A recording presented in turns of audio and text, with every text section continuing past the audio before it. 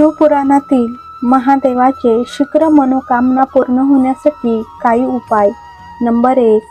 बेलपत्राच्या झाडाखाली हळदीच्या शिवलिंगाचे निर्माण करावे.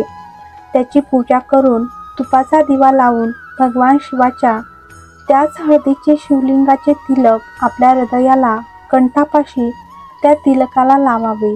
स्त्री आणि पुरुष दोघीही लावू शकतात आणि त्या शिवलिंगाचे त्याच बेलपत्राच्या झाडाखाली जेल टाकून विसर्जन करावे. यश मिळायला प्रारंभ होईल. केवळ हा उपाय यशासाठीच नाही तर याचा अजून एक क्रम आहे. तो म्हणजे आपण एखाद्या मीटिंगमध्ये बसलेले असाल किंवा मग एखाद्या कंपनीच्या इंटरव्ह्यूसाठी बसलेले असाल आणि तुम्ही त्यात सिलेक्ट होत नसेल तर त्यासाठी ही कार्य करू शकता. नंबर 2. शिवमहापुराणानुसार सांगण्यात येते की राहू, केतू, मंगळ, बुध, शुक्र, शनी कोणतेही ग्रह तुम्हाला परेशान करत असेल तर आपल्या जीवनात ग्रह अनिष्टकारी असेल तर कोणता ग्रह तुम्हाला अनिष्ट प्रदान करत असेल तर शिवमंदिरात ज्या कलशात जल घेऊन जातात त्यामध्ये मात्र 2 अक्षदाचे दाणे टाकावे आणि तो कलश घेऊन जावे. पूर्ण अक्षदा भगवान शंकराला समर्पित कराव्या. बाबा भोलेनाथांना आपण जल समर्पित केल्यावर राहू, केतू, शनी, मंगळ, बुध, शुक्र जेवढे ग्रह आहेत तेवढे अनुकूल होतात. नंबर 3.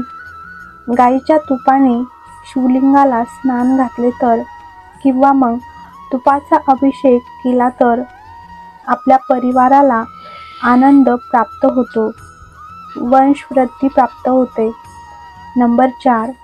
आपण देवाला उलटे फूल वाहिले तर आपल्या घरात जे शुभ कार्य होणार असते ते टळले जाते. त्यामुळे देवाला फुले वाहताना सरळ वाहावी. उलटे आणि सोयीचे कळत नसेल तर त्या फुलांची दांडी तोडून पाकळ्या वाहाव्यात. ते भगवंताला स्वीकार होतात. नंबर 5. कोणी फुले तोडताना ते पाण्यात टाकतात आणि ते फुले देवाला वाहतात. ते फुलं तुम्ही जर महादेवाला वाहिले तर किंवा देवी देवतांना समर्पित केले तर पाण्यात टाकलेले फुलं काढून देवांना वाहिले तर ते निर्माल्य तुल्य होतात आणि त्या फुलांना भगवान स्वीकार करत नाही. नंबर 6.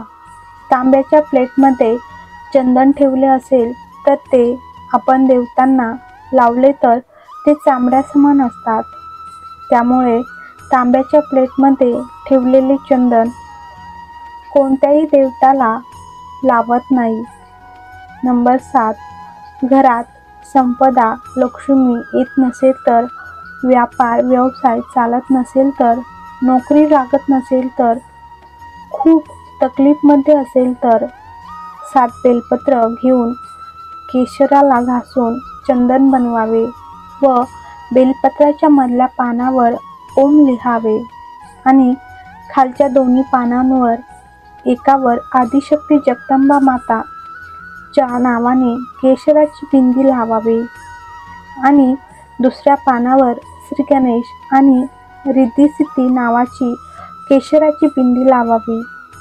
भगवान शिवाला एक करून समर्पित करत जावे. नंबर 8.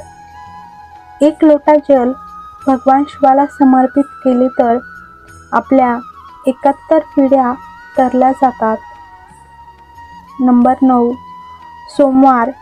सोमवारची अष्टमी, प्रदोष, शिवरात्री ह्या दिवशी चुकूनही शिवलिंगावर शमीपत्राला समर्पित केले तर जिंदगीमध्ये त्या व्यक्तीचं कधीच काहीच वाकडं होऊ शकत नाही. नंबर 10. शिवमहापुराणात सांगण्यात येते की पितृदोष असेल तर त्याचे लक्षण काय असते?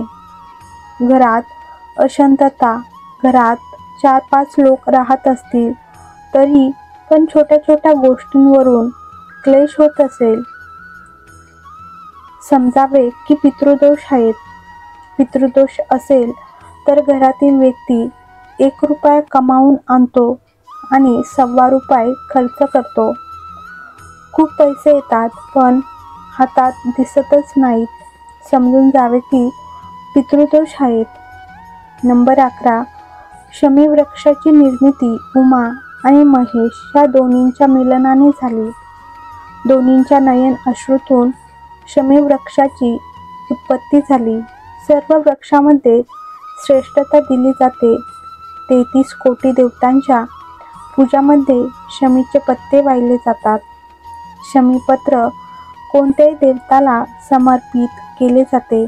शमीपत्र समर्पित करावे पण शमीपत्राची फांदी समर्पित करू नये. शमीपत्राची फांदी वाहिली तर आपल्याला रोगाची उत्पत्ती सुरू होते. फांदी सकट शमीपत्र आपण भगवान शिवाला समर्पित केले तर किंवा मग कोणत्याही देवी देवताला समर्पित केले तर त्यामुळे आपल्याला कमरामध्ये, गुडघ्यामध्ये, पाठीमध्ये, डोक्यात 15 दिवसामध्ये हळूहळू दुखायला सुरुवात होते. त्यामुळे शमीपत्राचे एक नियम आहेत की शमीपत्राची फक्त पाने तोडली जाते आणि मग देवाला समर्पित केले जाते, पण फांदी समर्पित नाही होत.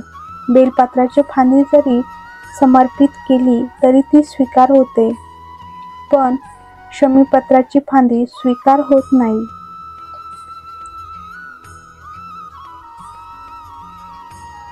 तुम्हाला हा व्हिडिओ आवडला असल्यास लाईक करा, कमेंट करा आणि चॅनलला सबस्क्राईब करा. हर हर महादेव.